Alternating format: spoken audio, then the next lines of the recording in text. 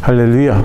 오늘도 주님을 사랑하는 마음이 여러분들 심령 가운데, 여러분들 마음 가운데 충만한 거룩한 날 되기를 주님의 이름으로 축원합니다.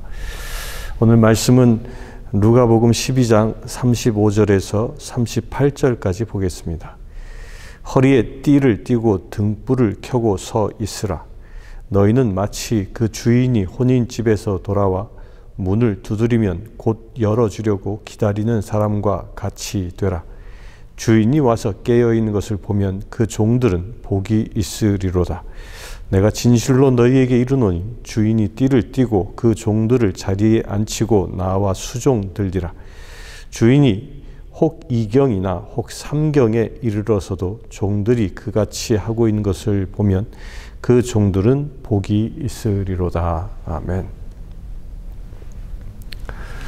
오늘 이 예배를 촬영하는 이 현장은 멀피스보로에 있는 세인트 폴 이 에피스컬 처치입니다. 저도 오늘 처음 와봤는데요. 굉장히 아름답습니다. 특별히 저 제대 뒤편에 이 파이프 오르간으로 장식한 인테리어가 아주 인상적입니다.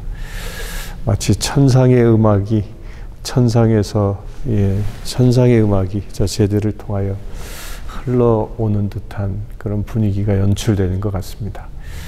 여러분들도 하늘의 그 음성이, 하늘의 그 찬양의 소리가 오늘 하루 가득한 거룩한 날 되기를 진심으로 기도하고 바랍니다.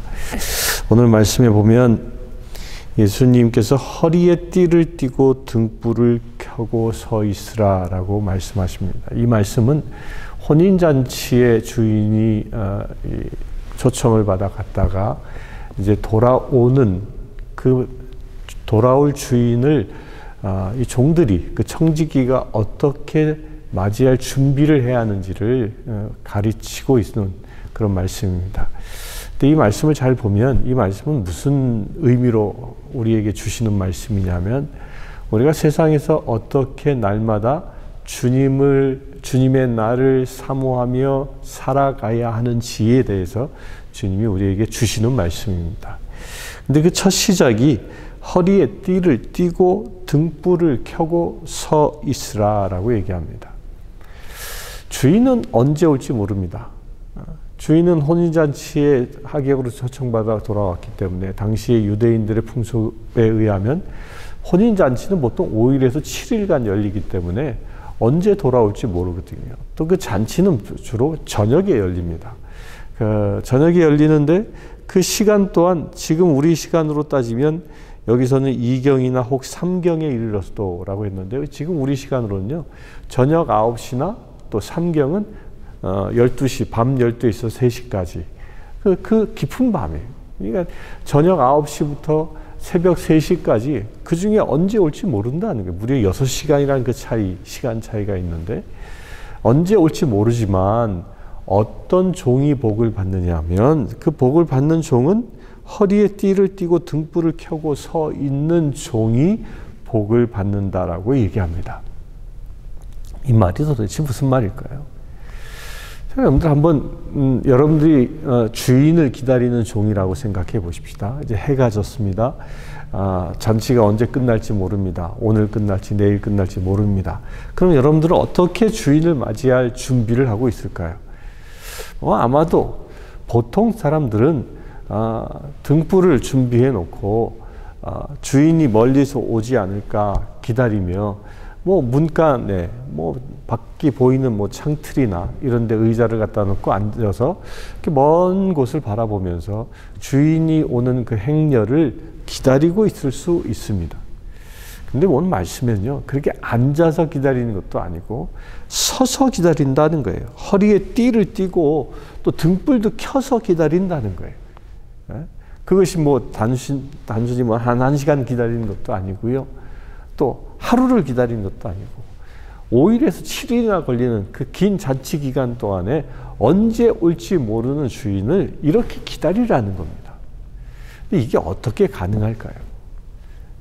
이게 어떻게 가능하냐면, 예수님께서 마지막 날 주님의 날이 이 땅에 오시는, 곧 세상이 완성되어지는 그때를 혼인잔치의 비유를 하셔서 표현하셨습니다. 근데 이 혼인잔치의 비유를 보면 혼인잔치에 참여하는 신랑이나 신부의 마음가짐이나 이 종이 주인을 기다리는 이 마음가짐이나 이게 같아야 한다는 것이에요. 신랑과 신부가 혼인잔치 날 얼마나 학수고대하겠습니까? 정말 설레이는 마음으로 잠시도 앉아있을 수 없을 겁니다. 그 시간이 다가오면 다가올수록. 그와 마찬가지로 이 종된 사람은 주인을 맞이할 준비를 그렇게 앉아서 있는 자가 아니라 서서 허리를 띠고 지금이라도 당장 저 멀리 주인의 행렬이 보면 달려나갈 수 있는 만반의 준비를 갖추고 있는 자여야 한다는 겁니다. 그게 어떻게 가능하냐면 저는 이런 생각을 해봅니다. 그 종에게 주인에 대한 의무감 때문에 그렇게 기다리라고 한다면 아마 그렇게 못할 겁니다. 어떻게 종일 서서 기다리겠습니까? 의무감 때문에 하는 것이라면 뭐 적당히 의자를 펴고 앉아서 아니면 좀 힘들면 비스듬히 누워서 뭐 그러면서 기다릴 수도 있겠지요. 뭐 그렇게 기다린다고 해서 탓할 사람은 아무도 없을 겁니다. 그런데 어떻게 허리 띠고 서서 기다리겠냐는 거예요. 그 이유는 한 가지밖에 없다고 저는 생각합니다.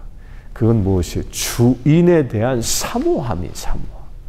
주인에 대한 그 사랑이 그만큼 크기 때문에 그 주인을 맞이하고자 하는 그 본인이 완벽하게 준비해서 주인을 맞이하고자 하는, 내가 조금 힘들어도 단 1분 1초라도 빨리 달려가서 주인을 맞이하고 싶은 그런 설레임이 그 안에 있기 때문에 이런 행동이 가능하다는 겁니다.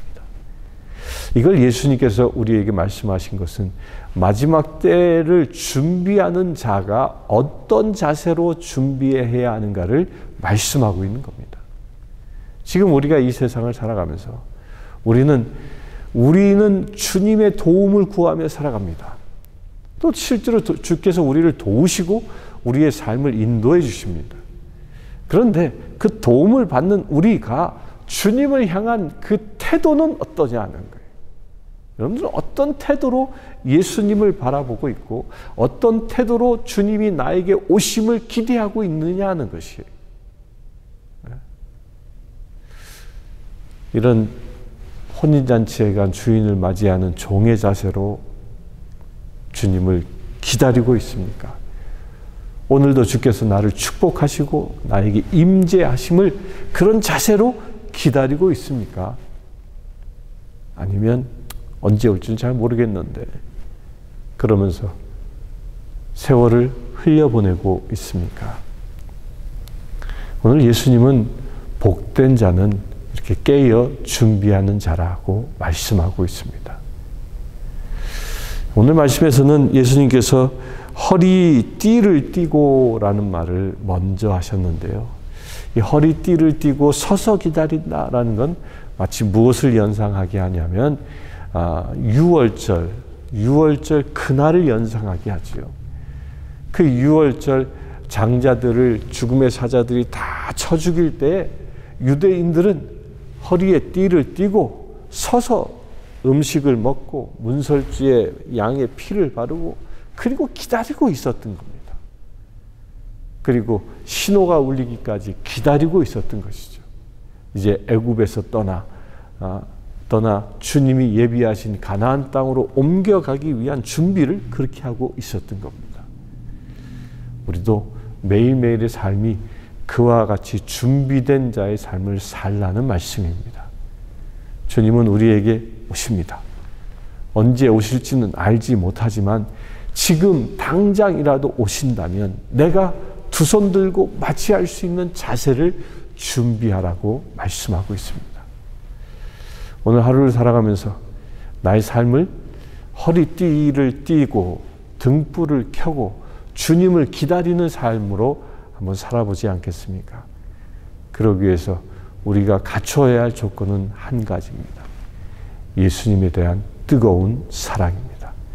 우리의 신랑 되신 예수님을 향한 그 뜨거운 사랑이 우리 안에 가득 채워질 때 이렇게 허리를 띠고 등불을 켜서 주님을 기다릴 수 있는, 서서 기다릴 수 있는 준비된 자가 되어질 수 있습니다. 그런 자가 오늘 말씀에서도 복이 있다 말씀하셨습니다. 그런 복을 오늘 차지하며 누릴 수 있는 저와 여러분들 되시기를 주님의 이름으로 축원합니다. 잠시 기도하겠습니다. 주 아버지 하나님, 주님을 찬양합니다. 주님을 사랑합니다. 주님을 향한 뜨거운 사랑의 열정으로 우리가 가득 채워지기를 원합니다. 주님, 이 시간 예배하는 모든 심령들이 오늘 주께서 말씀하신 대로 허리띠를 띠고 등불을 켜고 서서 주님을 기다리는 믿음의 사람, 사랑의 주의 사랑하는 자녀들 되게 하여 주시옵소서. 이 시간 간구하건대 이 시간 예배하는 모든 심령들마다 사랑의 은혜로 채워 주시옵소서. 우리 주 예수 그리스도의 이름으로 기도드리옵나이다. 아멘. 지금 우리 주 예수 그리스도의 은혜와 하나님의 크신 사랑과 성령님의 감화 감동 교통 치유하심이 이 시간 예배하는 주의 사랑하는 모든 지체들 위해 함께 하실지어다. 아멘.